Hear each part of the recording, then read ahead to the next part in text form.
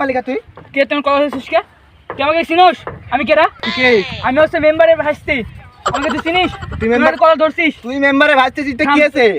মেম্বারের কাছে এখন যে দিশা দেব তোর মতন চাচা মেম্বার, তোর মতন ছেলেকে আমি দিনে 4 বার পেদাই, তোর মেম্বারে ভাসতে আসছি। তুই চিনিস আমাকে? রাতকার মধ্যে গম করে ফেলাম। তুই কারে কম করবি? তুই কারে কম করবি? তুই দেখালিস থাম তোকে থাম। তুই দেখালিস থাম। তুই আমার ভালো দেখালি লাগছে। তুই দেখালি আমার ভালো লাগছে তা বলিস তুই। তোর মতন মেম্বার ভাসতে আমার ভালো লাগছে, সুজা করিস তুই তা। কাকা কাকা কাকা ও আমার গায়ে হাত দিছে আমার গায়ে। কে আমার ভাস্তিক মারিছে? এই এলাকার হচ্ছে আমি মেম্বার, আমার ভাস্তির গায়ে হাত দিছে, ওকে রাতারাতি গুম করে ফেলবো। চিনে ওই আমাকে? চিনে আমি কি দিছেন? যাই দেখো তো কে আমার ভাস্তির গায়ে হাত দিছে। আসিক যা, তুই দেখা দেওয়া যা, দেখলে তো যাও।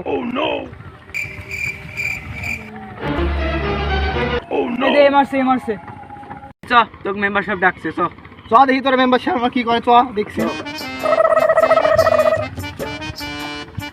মেম্বার সাহেব পরে ধরে নিয়ে আসতি। ওটা কবাক লিয়ে আমার সামনে। আপনার ভাস্তি যে আমার সাথে কি করছে একটু ফাঁকে চলেন, আপনি সব বলছি, আসেন।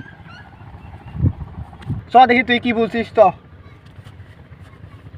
আয় এলেন 500 টাকা বিচারটা করে দেন। ভালো ধুরু এই কথা আগে বলবা না, যাও বিচার আমি করে দিছি, চলো।